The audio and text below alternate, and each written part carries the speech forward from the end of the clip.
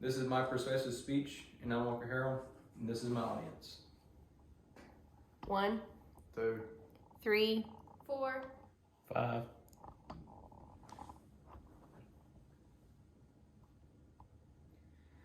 In 2017, a staggering 40,000 people died from guns in the U.S. In efforts to decrease the amount of gun deaths, there have been many major pushes for stricter gun laws and gun bans.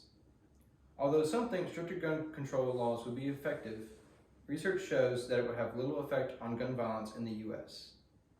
Many people believe that better laws will make criminals follow them, but in reality, criminals tend to disregard laws and do what they feel is necessary.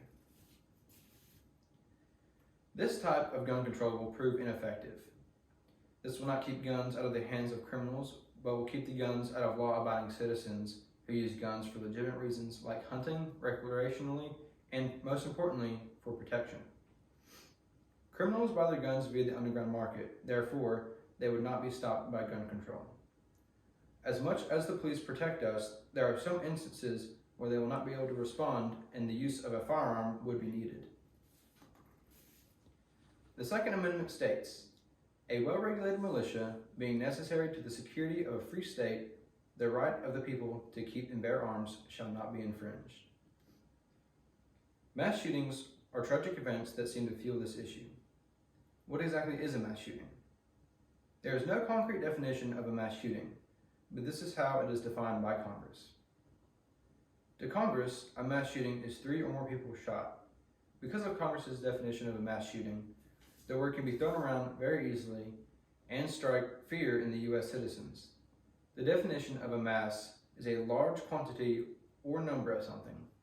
3 is not a very large number, so when uninformed people hear the word mass shooting, they hear a large amount of people were killed. Most gun control supporters push for the ban of assault rifles. An assault rifle is a type of firearm that can be switched between safe, semi-automatic, and fully automatic. It is illegal to own a fully automatic gun in the U.S. without the ownership of a license, which is very hard to obtain. This has been that way for decades now. Many people believe that semi-auto guns are fully automatic, calling them fully semi-automatic. There is a misconception about what AR means. AR is believed to stand for assault rifle, which gives these guns a bad rap. The acronym AR actually stands for Armor Light Rifle, and when used for its intended purposes, is actually a great firearm. Although many people push to have rifles banned, the vast majority of mass shootings are done with handguns. Shotguns follow behind handguns, and behind shotguns, there are rifles. Clearly, rifles are not the problem. For example, this is a standard hunting rifle. It has a scope on top, and so I use this primarily for deer hunting.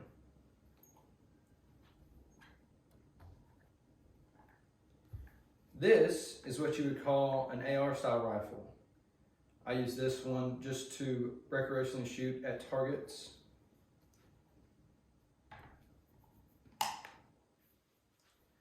This is a semi-automatic shotgun. This one I use for dove hunting, duck hunting, turkey hunting, geese hunting, and recreationally shooting clay pigeons. This is a revolver. This is the most simple and basic handgun, and it's also recommended to many new gun owners that are looking for a self-defense pistol.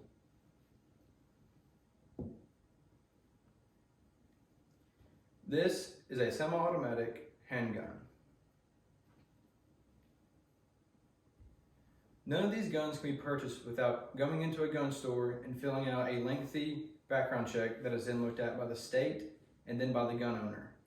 If you have any existing felonies, you will be denied and you will not be able to get a gun unless it is appealed.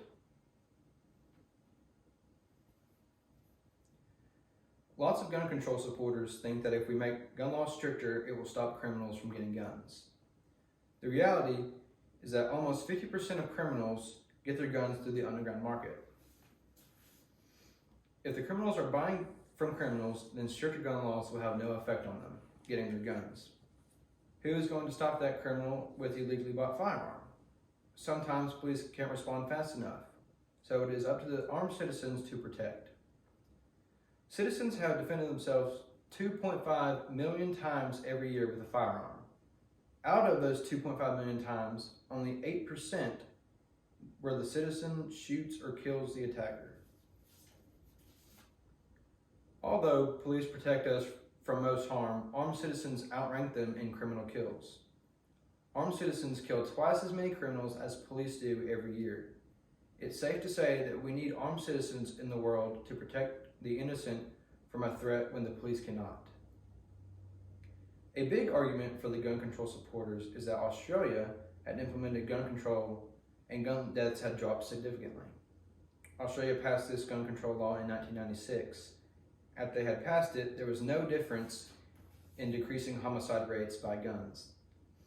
The US follows the same decrease in gun deaths compared to Australia after they had passed their gun control law back in 96. A respectful argument is that gun control will limit the number of suicides. Many people have argued that Australia's suicide rate had dropped to an all-time low after gun control laws were passed. They are now back to the same rates as they were before gun control laws were passed. In conclusion, gun control will have no effect on the death rates and will not be beneficial to our country. If gun control is implemented, only police and criminals will have the guns and the citizens will be left defenseless against the criminals. Gun control can be viewed as a serious danger to the citizens of our country.